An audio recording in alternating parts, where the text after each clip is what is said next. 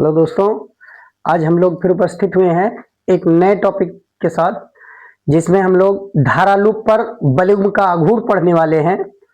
हम पिछले टॉपिक में पढ़ चुके हैं कि अगर कोई धारावाही चालक है, उसको एक समान चुंबकीय क्षेत्र में रखा जाता है तो उस पर एक बल आरोपित होता है।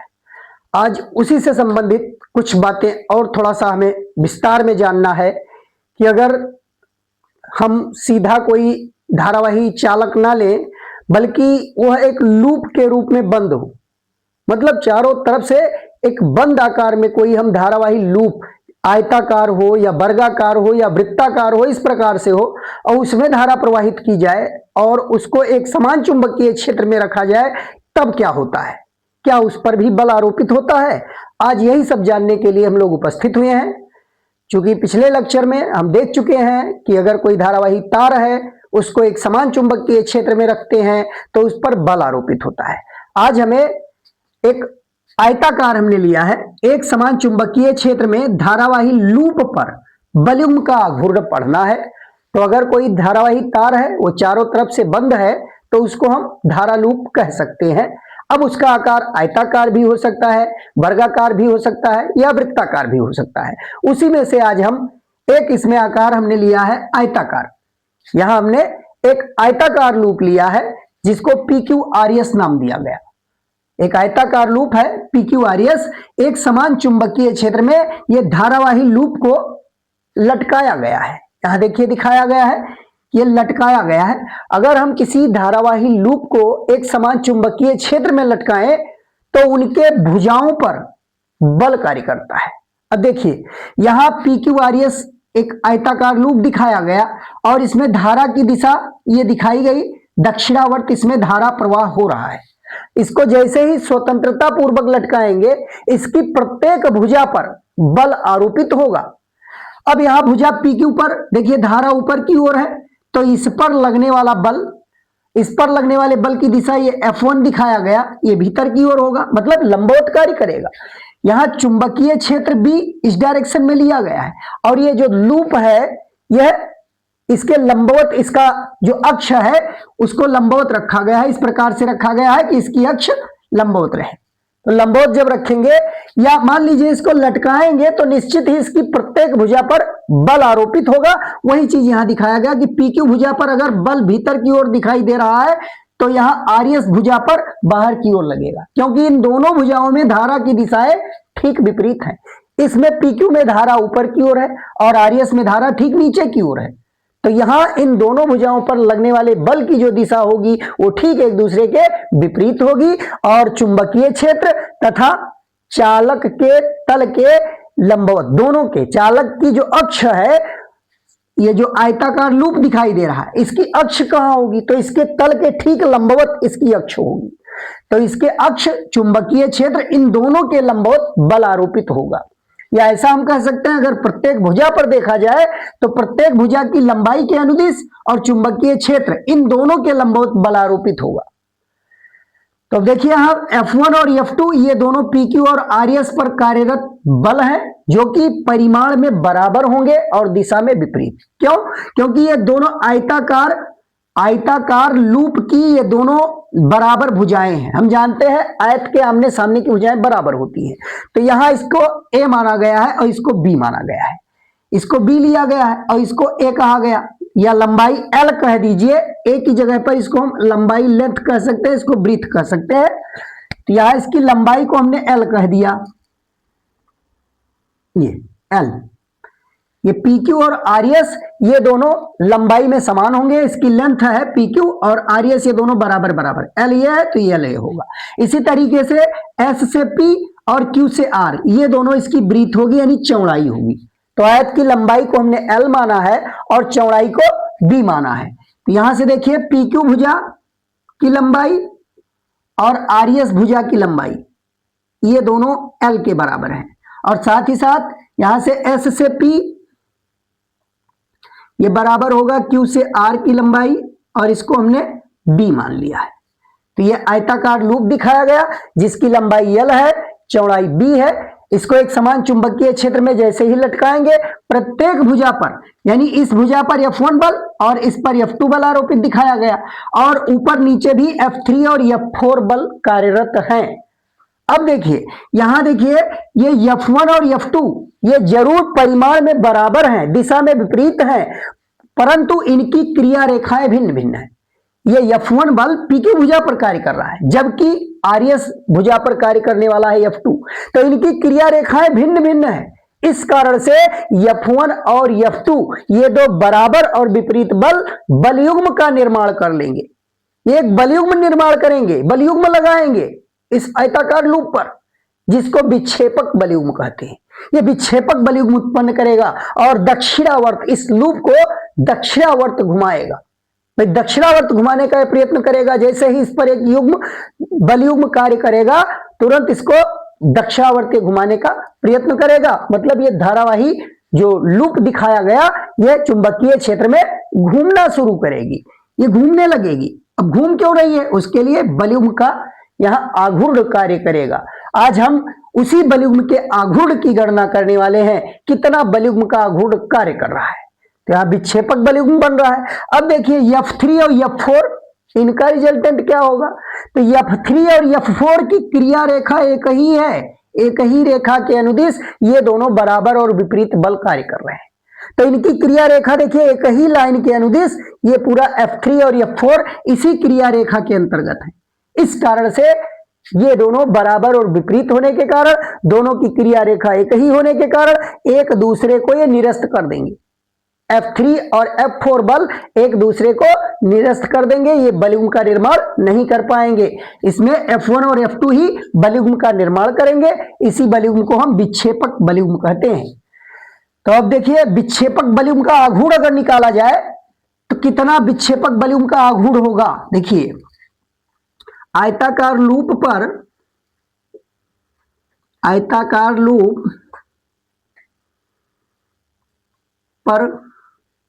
कार्यरत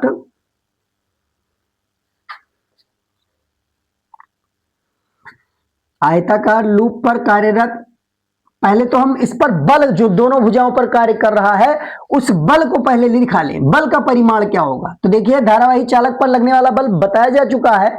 तो पहले आयताकार लूप पर कार्यरत बलयुग्म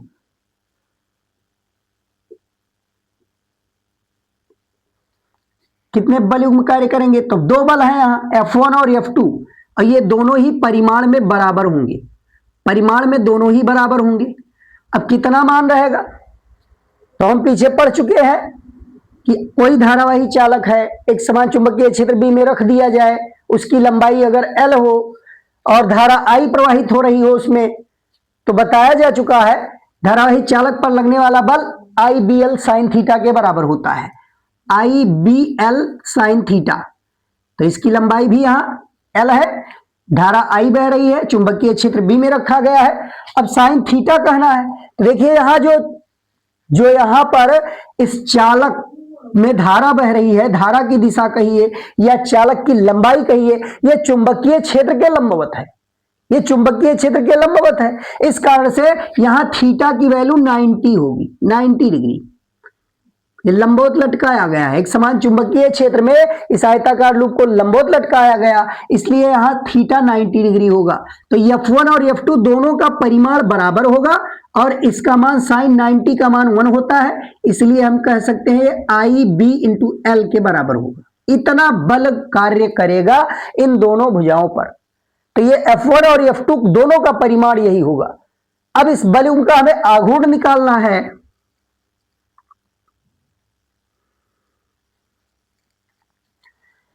देखिए, बलयुग्म का आघूर्ण कैसे ज्ञात करेंगे, तो उसके लिए यहां एक और फिगर दिखाया गया है नीचे। बलयुग्म के आघूर्ण को ज्ञात करने के लिए एक फिगर और दिखाया गया, हम इस फिगर से समझते हैं। मान लीजिए इस पर बलयुग्म कार्य किया, तो बलयुग्म कार्य किया तो निश्चित ही ये घूमेगा, अपनी स्थिति पर यह नहीं रहेगा। इस पर जो बलयुग्म विक्षेपक बलयुग्म कार्य करेगा वो इसकी तल के अक्ष या इस आयताकार लूप की अक्ष को चुंबकीय क्षेत्र में लाने का प्रयत्न करेगा, जो कि यहां दिखाया गया है। इसमें एक ऐसी स्थिति दिखाई गई है जिसमें ये भुजा B ये भुजा जो बी लंबाई के क्यू आर और पी एस, इसको इस तरीके से सामने रखा गया है। तो ये तल जो इस तरीके से है, यहां भी ये लंबवत है, लेकिन इस प्रकार से इस पर विक्षेपक बलयुग्म लगेगा। ये तल के लंबवत ऐसे दिखाया गया है, ये लंबाई है, चौड़ाई है, इस तरीके से यहां दिखाया गया है। और जब इस पर दक्षिणावर्त, इस पर बलयुग्म कार्य करेगा, जो इसको दक्षिणावर्त घुमाएगा, तो एक स्थिति ऐसी आएगी कि इसकी पीएस और क्यूआर वाली भुजाएं ठीक सामने होंगी। एक हमने इस तरीके से माना कि ये घूमकर एक ऐसी स्थिति में आता है जिसमें ये लंबाई वाली भुजाएं हैं। अब देखिए ये दोनों भुजाएं, ये इसकी चौड़ाई, सॉरी ये चौड़ाई वाली भुजाएं बिल्कुल सामने अगर आ जाए तो निश्चित ही ये बल F1 जो होगा वो ऊपर की ओर दिखाया जाएगा। और यहां बिंदु जो दिखाया गया है आई अप लिखा गया, मतलब जिस भुजा में धारा ऊपर की ओर बह रही थी, इन दोनों बिंदुओं को एक बिंदु पर हमने मान लिया, इन दोनों बिंदुओं को एक बिंदु पर दिया। इसमें धारा ऊपर बह रही थी, इसीलिए इसको बिंदु से आई अप लिख दिया गया। मतलब इन दोनों बिंदुओं को संपाती बनाएंगे तो ठीक यही स्थिति आएगी। और इन दोनों बिंदुओं को संपाती कर देंगे, जो यहाँ आर और यस है, इन दोनों को संपाती करेंगे, तब ये दोनों भुजाएं आमने सामने हमको चौड़ाई वाली भुजाएं दिखाएंगी। तो इस पर जो विक्षेपक बलयुग्म कार्य करेगा वो एक ऐसी स्थिति में मान लीजिए ले आया है कि इसकी अक्ष, आयताकार लूप की अक्ष किसी क्षण चुंबकीय क्षेत्र से थीटा कोण बना रही है। एन एन डैश ये लूप की अक्ष को दिखाया गया, और यहां से ये चौड़ाई इसके बी को प्रदर्शित कर रहा है। सामने वाली एक भुजा ये बी दिखाई दे रहा है। अब ये बल F1 ये ऊपर की ओर हो जाएगा और F2 बल नीचे की ओर हो जाएगा। ये क्रॉस चिन्ह क्या दिखाई दे रहा है? आई डाउन को प्रदर्शित कर रहा है, मतलब ये उस भुजा को प्रदर्शित कर रहा है, इस अवयव को, लूप के इस अवयव आरएस को ये प्रदर्शित कर रहा है। इसमें धारा नीचे की ओर बह रही थी, इसलिए इसको आई डाउन लिखा गया। और लूप PQ का अवयव जो है, PQ अवयव को यहां बिंदु से प्रदर्शित किया गया है। इस पर लगने वाला बल ऊपर दिखाया गया, इस पर नीचे। अब देखिए अगर ये चौड़ाई इसकी बी है तो इन दोनों का जो बल कार्य कर रहा है, इन दोनों बलों के क्रिया रेखा के बीच की लंबवत दूरी कितनी है? इन दोनों बलों के क्रिया रेखा के बीच की लंबवत दूरी, चूंकि बलाघूर्ण हमें निकालना है तो बलाघूर्ण में एक बल लिया जाएगा और दोनों बलों के क्रिया रेखा के बीच की लंबवत दूरी ली जाएगी। तो उसके लिए यहां से एक लंब डाला गया और यहां रेखा इस पर मिलाया गया। अब ये दूरी लंबवत दूरी कही जाएगी, दोनों बलों के क्रिया रेखा के बीच की लंबवत दूरी, इस दूरी को कहेंगे। अब देखिए अगर इसकी अक्ष किसी क्षण चुंबकीय क्षेत्र से थीटा कोण बना रही है तो निश्चित ही ऊर्ध्व के साथ ये भुजा भी थीटा कोण बनाएगी।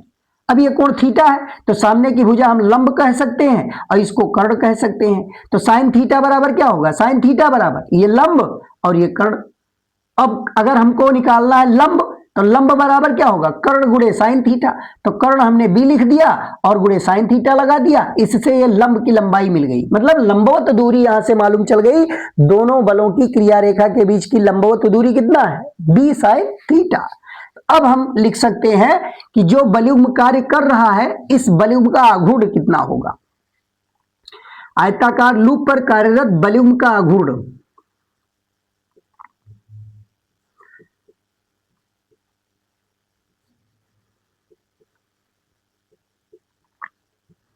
बलयुग्म का आघूर्ण, इसको हम टाउ से लिखते हैं। तो टाउ बराबर, अब चाहे F1 कहें या F2, भाई दोनों बलयुग्म में से किसी एक बल का परिमाण लिया जाता है।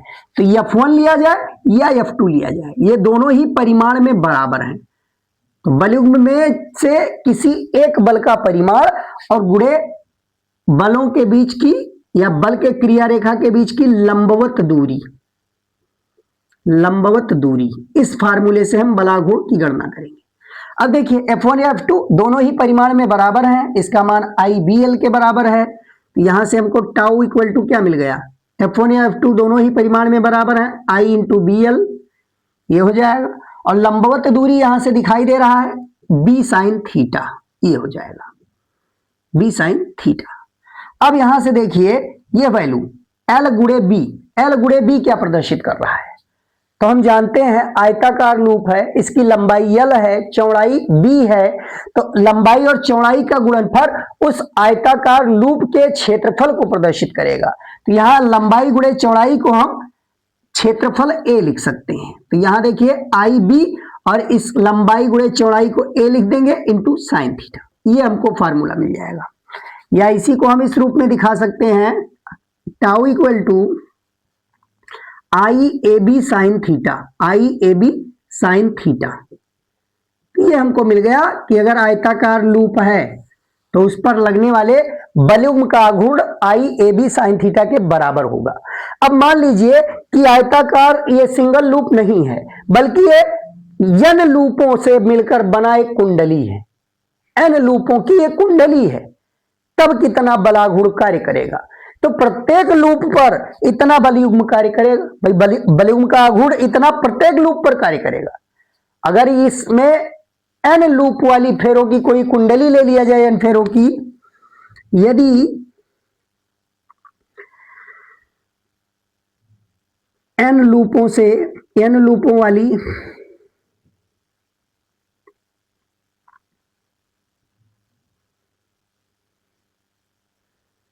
धारावाही कुंडली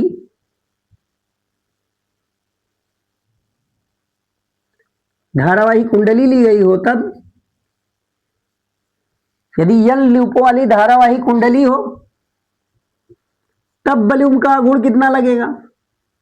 तो देखिए एक लूप पर आई ए बी साइन थीटा, तो n लूप अगर आ जाएंगे तो इसका n गुना हो जाएगा, तब लगने वाला बलयुग्म का आघूर्ण हो जाएगा n I A B sine theta, n I A B sine theta, ये लिखा जाएगा। यानी प्रत्येक लूप पर इतना बलयुग्म का आघूर्ण कार्य करेगा। n लूप है तो n गुना हो जाएगा, तब हम n लिख देंगे।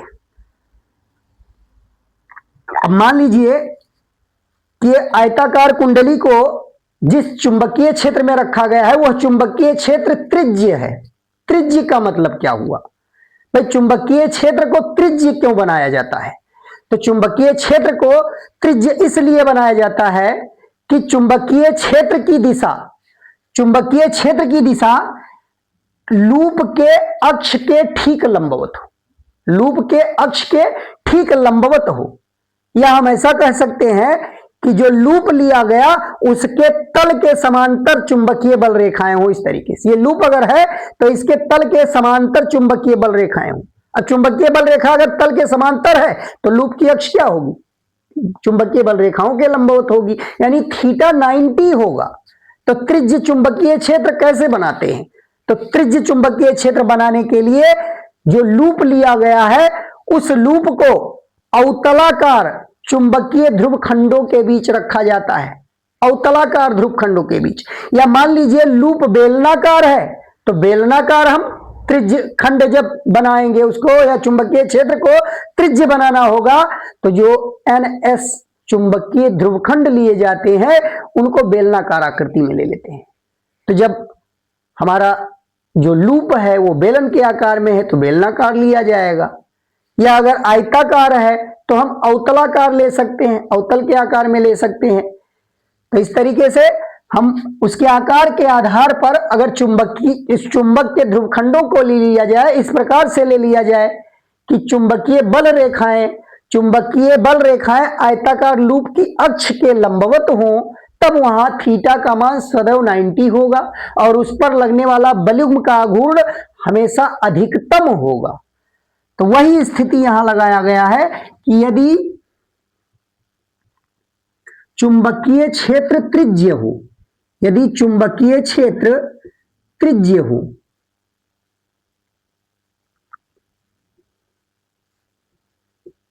मतलब इस आयताकार लूप को ऐसे चुंबकीय क्षेत्र में रखा गया है जो कि त्रिज्य चुंबकीय क्षेत्र है, तब क्या होगा? तब थीटा 90 डिग्री होगा, तब थीटा 90 डिग्री होगा। और थीटा अगर 90 डिग्री है तो हम जानते हैं टाउ मैक्सिमम कार्य करेगा, बलाघूर्ण अधिकतम होगा। तो टाउ मैक्सिमम कितना आ जाएगा? NIAB ये आ जाएगा, NIAB ये मैक्सिमम बलाघूर्ण कार्य करेगा और यह उतना ही तीव्र गति से आयताकार लूप जो लिया गया वो उसकी अक्ष चुंबकीय क्षेत्र की दिशा में संरेखित होगी। अब इस सूत्र का एक सदिश रूप भी है। देखिए कभी कभी सदिश रूप में पूछ लिया जाता है कि लूप पर लगने वाले बलयुग्म के आघूर्ण का सदिश स्वरूप क्या है। तो सदिश रूप में हम इसको कैसे लिख सकते हैं? सदिश रूप में तो यहां देखिए अवयव इसमें त्रिकोणमितीय फंक्शन साइन थीटा प्रयुक्त किया गया है, तो जरूर यहां दो राशियों के बीच में क्रॉस गुणन हुआ होगा। तो क्रॉस गुणन यहां से हम देख सकते हैं टाउ इक्वल टू, टाउ चूंकि बलाघूर्ण है, सदिश राशि है, और यहाँ n फेरों की संख्या है, I धारा है, ये दोनों अदिश हैं, और यहाँ क्षेत्रफल सदिश A है, और चुंबकीय क्षेत्र ये भी सदिश राशि है B। तो इस तरीके से हम बलाघूर्ण को सदिश रूप में दिखा सकते हैं। तो यह सदिश रूप में बलाघूर्ण का सूत्र है।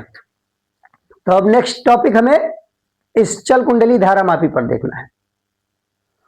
अब आइए टॉपिक हम लोग चल कुंडली धारामापी क्या होता है। जैसा कि पीछे बताया गया कि अगर कोई धारावाही कुंडली को एक समान चुंबकीय क्षेत्र में लटकाया जाए तो उस पर बलयुग्म का आघूर्ण कार्य करता है, जिसको विक्षेपक बलयुग्म का आघूर्ण कहते हैं। तो उसी सिद्धांत पर कार्य करने वाला एक यंत्र बनाया गया जिसको कि चल कुंडली धारामापी के नाम से जानते हैं, मूविंग कॉइल गैल्वेनोमीटर। मतलब इसमें कुंडली जो होती है वो चलायमान होकर धारा का मापन करती है। यानी एक समान चुंबकीय क्षेत्र में हम कुंडली को जब लटकाते हैं, रखते हैं, तो वहां वह बलयुग्म का आघूर्ण उस पर आरोपित होता है, जिसके कारण वो घूमती है, और घूमने से वह कुंडली में कितनी धारा बह रही है उसका मापन कर सकती है। तो आइए देखते हैं चल कुंडली धारामापी ये दो तरह की होती है। पहला होता है निलंबित कुंडली धारामापी, निलंबित कुंडली धारामापी, निलंबित कुंडली धारामापी, और दूसरा होता है कीलकित कुंडली धारामापी। एक निलंबित कुंडली धारामापी होता है, कीलकित कुंडली धारामापी। ये दो टाइप में होती है, ये दो टाइप में होती है। और यहां पर हमने एक फिगर भी बनाया है, ये निलंबित कुंडली धारामापी को प्रदर्शित कर रहा है। तो निलंबित कुंडली और कीलकित कुंडली धारामापी, इन दोनों की क्रिया, सिद्धांत, यह हर चीजें एक ही हैं। बस अंतर क्या है और क्यों इसकी जरूरत क्यों पड़ी। भाई जैसे निलंबित कुंडली धारामापी अगर धारा का संसूचन या मापन कर सकती थी, तो क्यों हमें कीलकित कुंडली की आवश्यकता पड़ी। भाई कीलकित कुंडली धारामापी को एक नाम से और जानते हैं, जिसको हम वेस्टर्न धारामापी भी कहते हैं। इसको वेस्टर्न धारामापी भी कहा जाता है। तो निलंबित कुंडली धारामापी को पहले समझ लीजिए, फिर आवश्यकता हम बताते हैं कि क्यों वेस्टर्न धारामापी का प्रयोग किया जा रहा है, उसका भी रीजन बताएंगे।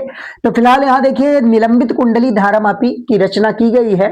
और निलंबित कुंडली धारामापी में क्या होता है कि यहां देखिए एक तांबे के तार के आयताकार कुंडली है, जो कि एक आयताकार एल्यूमिनियम के फ्रेम के ऊपर लपेटी गई है।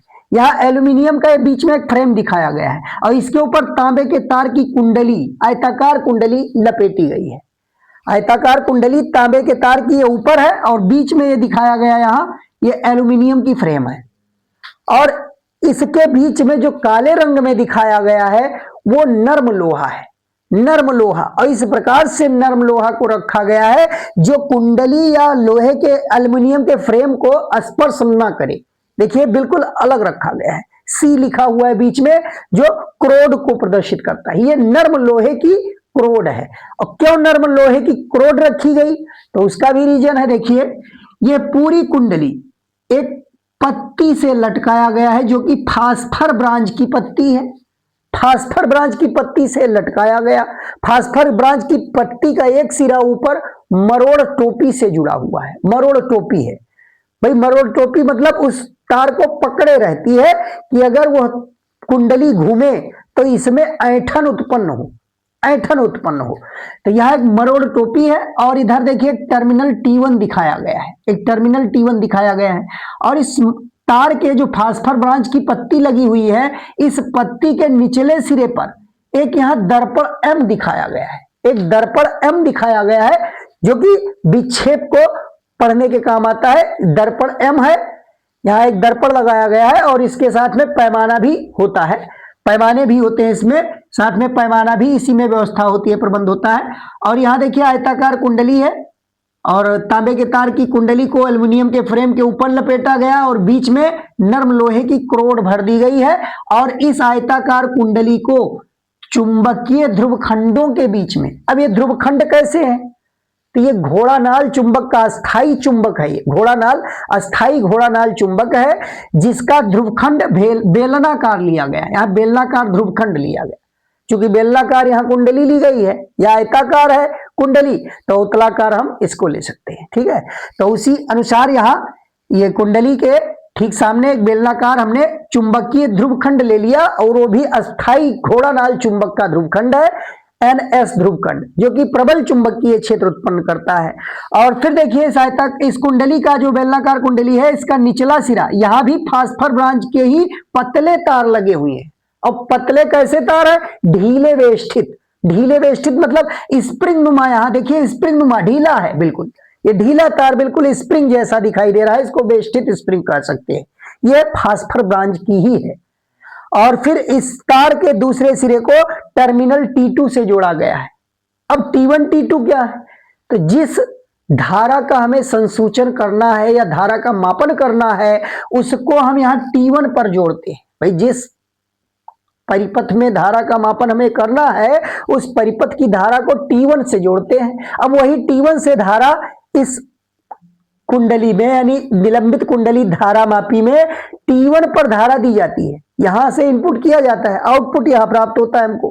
तो इस धारा को इसमें से गुजार कर फिर इधर निकालते हैं और फिर यहां जो दर्पण और पैमाने की व्यवस्था होती है, वहीं से विक्षेप पढ़ा जाता है, वहीं से विक्षेप पढ़ा जाता है। और ये पूरा प्रबंध एक धात्विक बक्से में रख दिया जाता है। ये जो पूरा प्रबंध दिखाया गया, ये एक धात्विक बक्से में रखा होता है, जिसमें समतलकारी पेच लगे होते हैं और सामने उसकी जो खिड़की होती है सामने की, वह कांच की बनी होती है। अब कांच क्यों लगाते हैं? इस पर प्रकाश स्रोत भी इसके सामने लगाया जाएगा, जिससे कि प्रकाश इस दर्पण पर गिरे। अब प्रकाश दर्पण पर जब गिरेगा, तो दर्पण जब ये घूमेगा, तो अगर ये दर्पण थीटा कोण घूम रहा है, तो उस पर जो प्रकाश जाकर परावर्तित हो रहा है, वो 2 थीटा कोण परावर्तित हो जाएगा। भाई जो प्रकाश इस दर्पण पर गिर रहा है, जब दर्पण थीटा कोण घूम रही है, तो उस पर जाने वाला प्रकाश, उससे जो परावर्तित प्रकाश है, वो डबल कोण यानी 2 थीटा कोण से घूम जाएगा। और उसी कोण के आधार पर हम विक्षेप पढ़ते हैं कि कितना विक्षेप उत्पन्न हुआ, या हम कह सकते हैं ऐंठन, कितनी ऐंठन इसमें हुई। तो यहां फास्फर ब्रांच की पत्ती क्यों ली गई? ये फास्फर ब्रांच की पत्ती ही क्यों ली गई? तो इसका जो मरोड़ दृढ़ता होता है वो कम होता है। हम न्यूनतम मरोड़ दृढ़ता रखने के लिए फास्फर ब्रांच की पत्ती का प्रयोग करते हैं। तो न्यूनतम मरोड़ दृढ़ता या तो फास्फर ब्रांच का या क्वार्ट्ज का होता है। तो क्वार्ट्ज या फास्फर ब्रांच में हम यहाँ फास्फर ब्रांच की चुने हैं, फास्फर ब्रांच का लिया गया। इन दोनों का कम होता है, हम क्वार्ट्ज भी लगा सकते हैं। यहाँ इसीलिए फास्फर ब्रांच की पत्ती ली गई कि जिसकी मरोड़ दृढ़ता जो होती है वो कम होती है। और यहां देखिए नर्म लोहे की क्यों क्रोड भरी गई? तो नर्म लोहे की क्रोड इसलिए भरी गई कि चुंबकीय क्षेत्र इन ध्रुव खंडों के बीच प्रबल रहे। प्रबल रहे मतलब जो चुंबकीय बल रेखाएं हैं वो कुंडली की ओर संकेंद्रित रहे, त्रिज्य चुंबकीय क्षेत्र लगे। इस कुंडली पर एक त्रिज्य चुंबकीय क्षेत्र लगे, इस कारण से नर्म लोहे की क्रोड रखते हैं और बेलनाकार ध्रुवखंड इसी कारण से बनाते हैं। इसके ध्रुवखंड को अवतलाकार या बेलनाकार करते हैं और नर्म लोहे की क्रोड भरते हैं कि जिससे बल रेखाएं इस कुंडली की ओर संकेंद्रित हो जाएं और चुंबकीय क्षेत्र त्रिज्य हो जाए। इसके तल के समांतर चुंबकीय बल रेखाएं हो जाएं। तो तल के समांतर जब रहेगा तो कुंडली के अक्ष के लंबवत कह सकते हैं, और अक्ष के साथ चुंबकीय क्षेत्र जो कोण बनाता है वही कोण थीटा होता है। तो यहां हम कोण 90 डिग्री कह सकते हैं। तो त्रिज्य चुंबकीय क्षेत्र उत्पन्न करने के लिए नर्म लोहे की क्रोड बीच में भरी गई है कुंडली के, और इस प्रकार से भरी गई कि यह फ्रेम या तार को स्पर्श न करे, अलग रहे बिल्कुल। और इसको बेलनाकार ध्रुव खंडों के बीच रखा गया। तो अब सारी बातें यहां क्लियर हो गई हैं। अब देखिए जैसे ही इस कुंडली को हम रखेंगे चुंबकीय ध्रुव खंड में, और जिस धारा का मापन या संसूचन करना होगा उसको T1 पर यहां अप्लाई करेंगे। अब वो धारा जब इसमें से आएगी, तो जैसे ही धारा इस कुंडली में बहेगी, इस पर तुरंत बलयुग्म का एक आघूर्ण कार्य करेगा।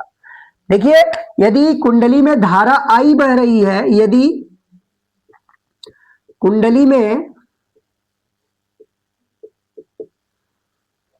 कुंडली में आई धारा प्रवाहित हो रही है,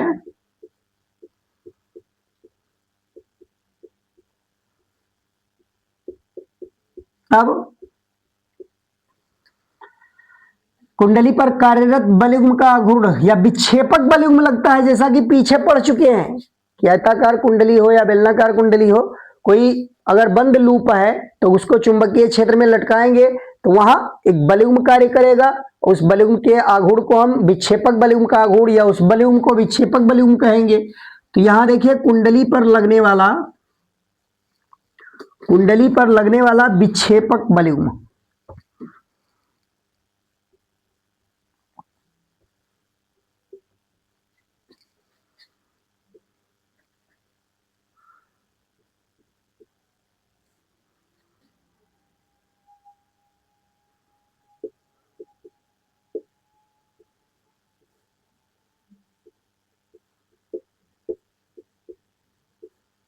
विक्षेपक बलयुग्म का आघूर्ण, तो टाउ इक्वल टू हो जाएगा यहां पर, मान लीजिए फेरों की संख्या यहां n कह दिया जाए तो NiAb sin 90 कह सकते हैं, sin 90 डिग्री, क्योंकि चुंबकीय क्षेत्र यहां त्रिज्य बनाया गया है तो sin 90 का मान 1 हो जाएगा। टाउ मैक्सिमम कार्य करेगा, टाउ बराबर यहां आ जाएगा NiAb, ये हमको इक्वेशन 1 मिल जाएगा। और ये है क्या, विक्षेपक बलयुग्म का आघूर्ण। अब हम जानते हैं किसी तार को अगर एक साइड पर उस पर लगातार बलयुग्म कार्य करे, बलाघूर्ण कार्य करे, एक साइड में अगर ऐंठन होता जा रहा है उसमें, तो निश्चित रूप से ऐंठन होने के बाद उस पर विपरीत दिशा में एक प्रत्यानयन बलयुग्म भी कार्य करता है। भाई कोई भी पत्ती हो, एक साइड में उसको लगातार ऐंठन देते जाइए और ऐंठन देने के बाद अगर ऐंठन देना बंद करेंगे तो निश्चित रूप से वो रिवर्स फिर खुलना शुरू होगा। तो रिवर्स किस बलाघूर्ण के कारण खुल रहा है, तो उसी को, जिस बलाघूर्ण से वो वापस खुल रहा है, उसी को हम प्रत्यानयन बलयुग्म का आघूर्ण कहेंगे। तो यहां विक्षेपक बलयुग्म के कारण इसमें ऐंठन आया और फिर विपरीत दिशा में यहां एक प्रत्यानयन बलयुग्म का आघूर्ण उत्पन्न हुआ। अब ये प्रत्यानयन बलयुग्म का जो आघूर्ण लग रहा है यह कितना होगा, देखिए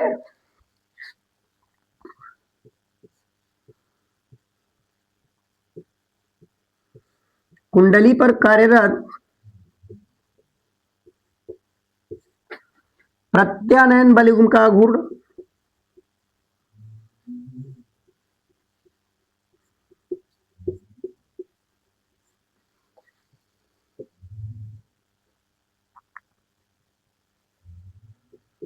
कितना, प्रत्यानयन बलयुग्म का आघूर्ण, तो ये मरोड़ दृढ़ता और ऐंठन पर निर्भर करता है। भाई मरोड़ दृढ़ता हमने मान लिया C है, इस फास्फर ब्रांच की पत्ती की मरोड़ दृढ़ता C है, और ऐंठन जो उत्पन्न हुआ, भाई ऐंठन जितना उत्पन्न होगा विक्षेप उसी हिसाब से दर्पण में उतना ही विक्षेप फाई मिलेगा। तो ऐंठन या विक्षेप को हम फाई से प्रदर्शित करेंगे। तो यहां देखिए मान लीजिए ऐंठन फाई है, ऐंठन अगर फाई है तो C इंटू फाई, इसको हम कहेंगे प्रत्यानयन बलयुग्म का आघूर्ण। और C की वैल्यू अगर कहें तो C यहां देखिए, जहां C पत्ती की मरोड़ दृढ़ता है, निलंबन पत्ती की मरोड़ दृढ़ता,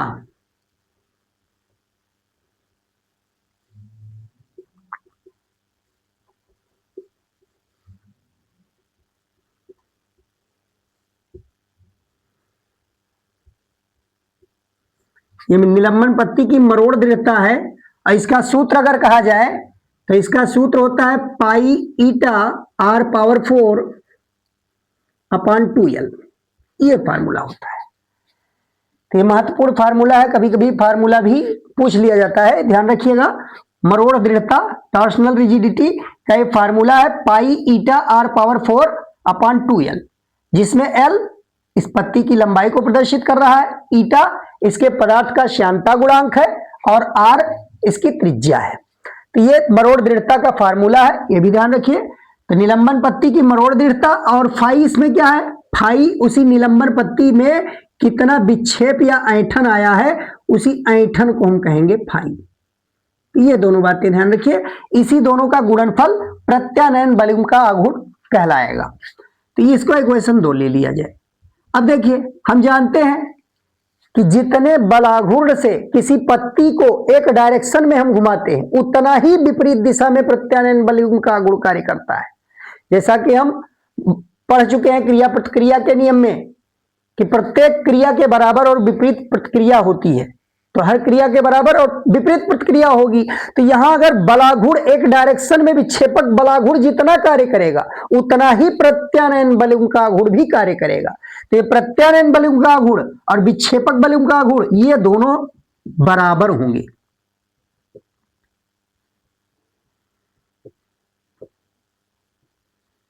विक्षेपक बलून का आघूर्ण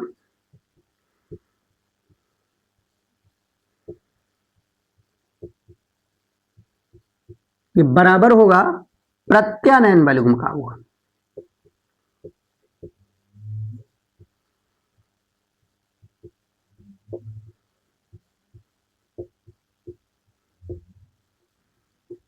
तो समीकरण 1, 2 से दोनों का मान रख दीजिए। तो यहां से देखिए विक्षेपक बलून का आघूर्ण आया है NIAB के बराबर और प्रत्यानयन बलून का आघूर्ण आया है C × फाई के बराबर।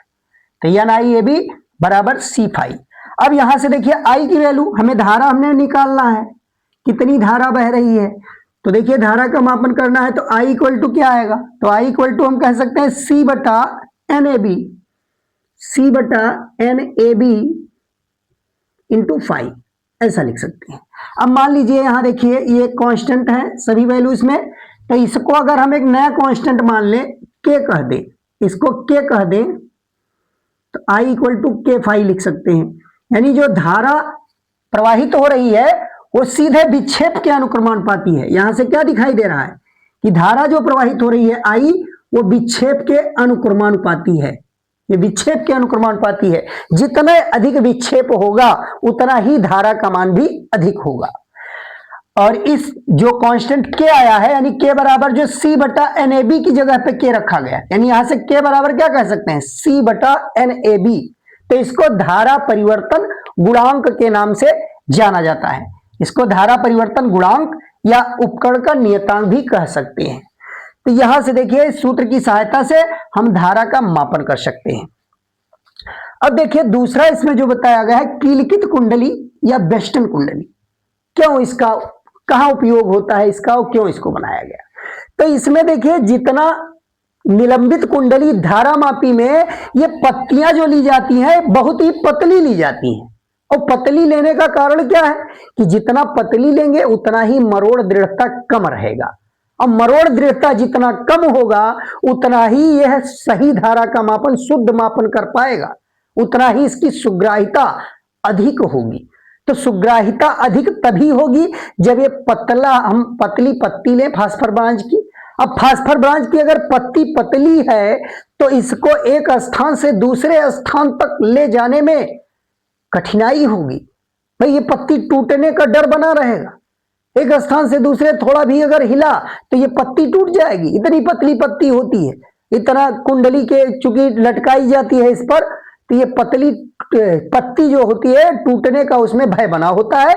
इसको एक ही स्थान पर रखा जा सकता है, और इसमें देखिए स्थान भी ये ज्यादा घेरता है, स्थान भी ये ज्यादा घेरता है, और ये ज्यादा महंगा भी पड़ता है। एक स्थान से दूसरे स्थान तक ले जाने में इसमें समस्या होती है। हालांकि ये मापन शुद्ध करता है, इस कीलकित कुंडली की अपेक्षा यह अधिक शुद्ध मापन उतना और अधिक छोटी धारा का मापन कर सकता है। लेकिन ये कीलकित कुंडली धारा मापी, अब इन दोनों का सिद्धांत तो एक ही है, उसमें भी चुंबकीय ध्रुव खंडों के बीच तांबे के तार की जो कुंडली होती है एल्युमिनियम के फ्रेम पर लपेटकर और उसके बीच में नरम लोहे की करोड़ भर के, सेम यही पूरा पैटर्न पूरी क्रियाविधि इसमें भी है। अंतर क्या है, अंतर यह है कि यहां देखिए फास्फर ब्रांच की पत्ती को मरोड़ टोपी से लटकाया गया है, नीचे स्प्रिंग से रोका गया है, और उसमें क्या है भाई कीलकित कुंडली धारा मापी में दो चूलों के बीच दबी होती है, ये दो चूलों के बीच दबाया जाता है, इस कुंडली को दो चूलों के बीच दबाया जाता है और इस प्रकार से दबाए रखते हैं, और दबा होने पर उसमें एक विक्षेप पढ़ने के लिए संकेतक लगा होता है, एक वृत्ताकार पैमाना उसमें लगा होता है और उसमें एक संकेतक सुई लगी होती है और बीच में बिल्कुल शून्य होता है, दोनों तरफ वो विक्षेप पड़ सकता है। भाई बीच में शून्य रहेगी धारा अगर एक दिशा में बह रही है, विक्षेप दाईं ओर हो रहा है, तो धारा की दिशा उलटने पर विक्षेप बाईं ओर होगा। तो उसमें धारा चाहे जिस दिशा में प्रवाहित की जाए वह धारा का मापन कर लेता है। अब विक्षेप पढ़ने में वहां कुछ समस्या, उतना शुद्ध वो मापन नहीं करेगा क्योंकि विक्षेप वहां सुई हिलती रहती है। और यहां देखिए पैमाने में, यहाँ इसमें दर्पण की सहायता से पढ़ा जाता है, इसमें बहुत पतली पत्ती फास्फर बांझ की लगी होती है, तो ये अधिक सुग्राही जरूर है लेकिन सुविधाजनक नहीं है।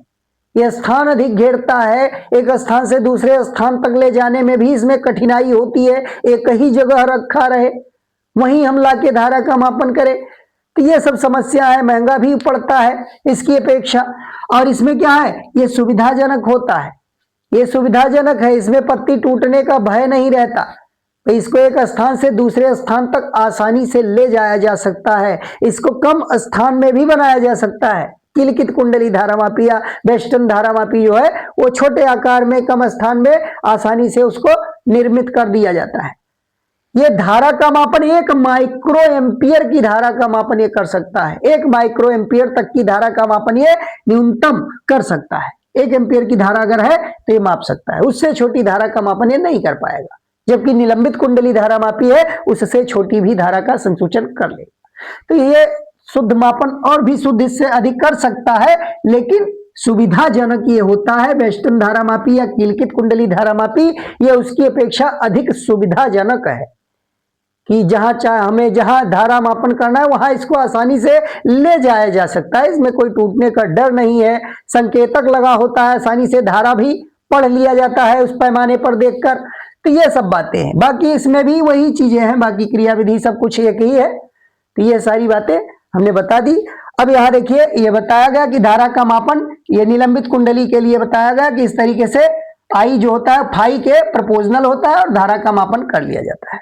अब देखिए धारामापी की सुग्राहिता क्या होती है और कैसे हम धारामापी की सुग्राहिता, कौन कौन सी सुग्राहिता हम ज्ञात कर सकते हैं, तो आइए देखते हैं।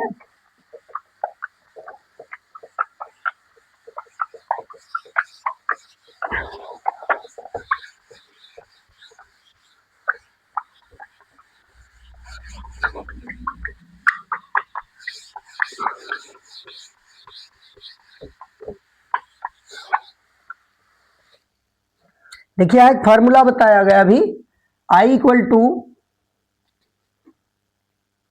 NAB बाई C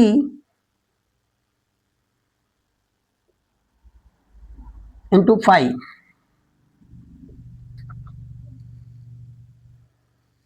ये फार्मूला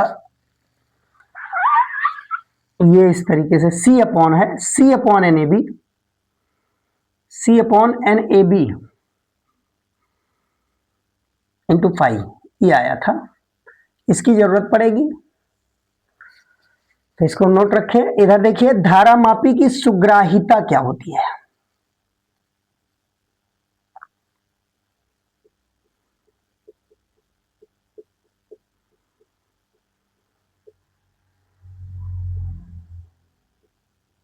धारामापी की सुग्राहिता, देखिए 2 सुग्राहिता होती है धारामापी की। पहला है धारा सुग्राहिता,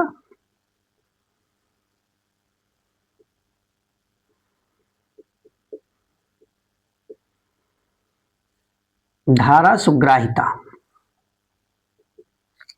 देखिए क्या होता है धारा सुग्राहिता, कि धारामापी की धारा सुग्राहिता कुंडली में, धारामापी की धारा सुग्राहिता कुंडली में प्रति एकांक धारा के लिए उत्पन्न विक्षेप से मापा जाता है। धारामापी की धारा सुग्राहिता क्या होती है, धारामापी की धारा सुग्राहिता कुंडली में प्रति एकांक धारा को उत्पन्न करने के लिए जो विक्षेप होता है उसी विक्षेप से, प्रति एकांक धारा के लिए विक्षेप से मापा जाता है। तो क्या है प्रति एकांक धारा, देखिए SI equal to 5 upon I लिखते हैं। ये है कुंडली कि जो धारामापी की धारा सुग्राहिता कुंडली में प्रति एकांक धारा के लिए उत्पन्न विक्षेप से मापा जाता है। ठीक, यानी धारा यहां अगर I का मान 1 कर दे तो जितना I बराबर 1 के लिए विक्षेप आएगा, फाई जितना ऐठन होगा, उसी को हम धारा सुग्राहिता कहते हैं। अब यहां से देखिए हम आसानी से यहां से सूत्र फाई अपॉन I निकाल सकते हैं। तो फाई अपॉन I अगर निकाला जाए तो I को यहां ले आए और ये NAB बाई सी इधर आ जाएगा। तो यहां इस सूत्र की सहायता से फाई बटा I का अगर मान निकाला जाए तो ये NAB बटा सी के बराबर होगा, ये मिल जाएगा। इसको धारा सुग्राहिता, धारा मापी की धारा सुग्राहिता कहते हैं कि कुंडली में प्रति एकांक धारा के लिए उत्पन्न विक्षेप धारा सुग्राहिता कहलाता है। अब धारा सुग्राहिता को कैसे बढ़ाया जा सकता है, यह भी प्रश्न पूछा जाता है कि धारा मापी की धारा सुग्राहिता को कैसे बढ़ाया जा सकता है। तो देखिए यहां n क्या है, कुंडली में फेरों की संख्या। तो कुंडली में फेरों की संख्या को बढ़ाकर भाई धारा मापी की धारा सुग्राहिता को कैसे बढ़ाया जा सकता है। तो धारा सुग्राहिता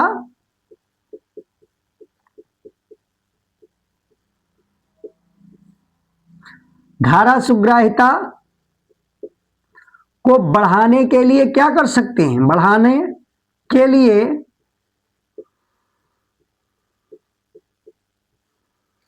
देखिए क्या क्या उपाय किया जा सकता है। धारा मापी की सुग्राहिता में धारा सुग्राहिता बढ़ाना है तो उसके लिए हम फेरों की संख्या बढ़ाकर कर सकते हैं, कुंडली में फेरों की संख्या बढ़ा दें, या जो कुंडली का तल है उसका क्षेत्रफल बढ़ाकर भी बढ़ा सकते हैं, या चुंबकीय क्षेत्र का मान बढ़ा दें, चुंबकीय क्षेत्र का मान भी बढ़ाकर बढ़ाया जा सकता है। तो ये फेरों की संख्या कुंडली में बढ़ाकर हम सुग्राहिता धारा की बढ़ा सकते हैं, या कुंडली के तल का क्षेत्रफल बढ़ाकर बढ़ा सकते हैं, या चुंबकीय क्षेत्र को बढ़ाकर भी बढ़ाया जा सकता है। और यहां से देखिए एक और मिल रहा है हमको सी क्या है, मरोड़ दृढ़ता, इसको कम करके भी बढ़ाया जा सकता है। मरोड़ दृढ़ता को कम करके भी हम धारा सुग्राहिता को बढ़ा सकते हैं। अब देखिए एन अगर फेरों की संख्या बढ़ाएंगे तो तार की लंबाई बढ़ेगी, तार की लंबाई बढ़ने से उसका प्रतिरोध बढ़ेगा, प्रतिरोध बढ़ने से वोल्टेज सुग्राहिता घटेगा। अभी आगे देखिए अगला वोल्टेज सुग्राहिता।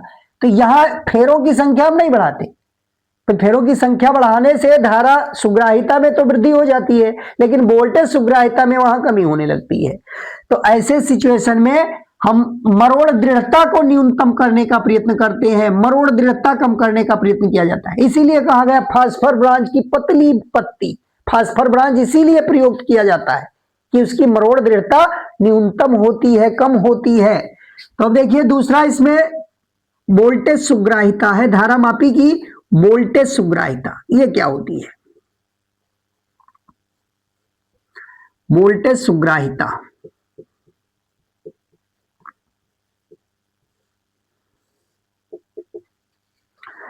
अगर कुंडली के सिरों पर, यदि कुंडली के सिरों पर हम V वोल्टेज लगा दें, यदि कुंडली के सिरे पर वोल्टेज V हो तब फाई और V का जो अनुपात है राशि फाई बटा V, ये वोल्टेज सुग्राहिता को प्रदर्शित करती है।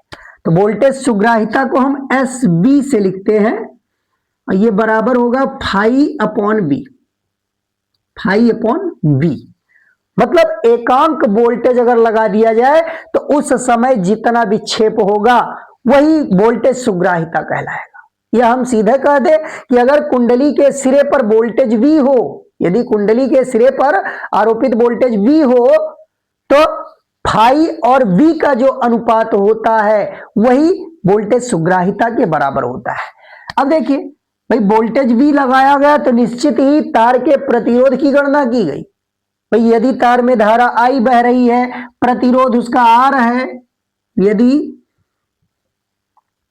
कुंडली में प्रतिरोध R कार्य कर रहा है, यदि कुंडली में प्रतिरोध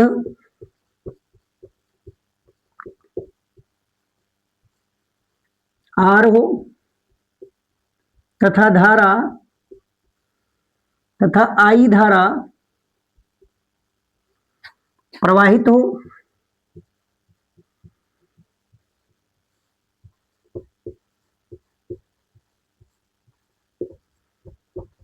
तब हम B को क्या लिख सकते हैं, B बराबर I इंटू आर।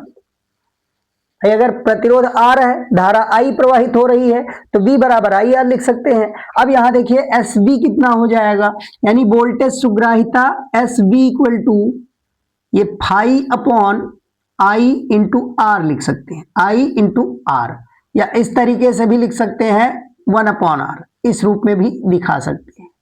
अब ऐसा क्यों किया गया, क्योंकि यहां से फाई अपॉन आई का सूत्र मिल जाएगा।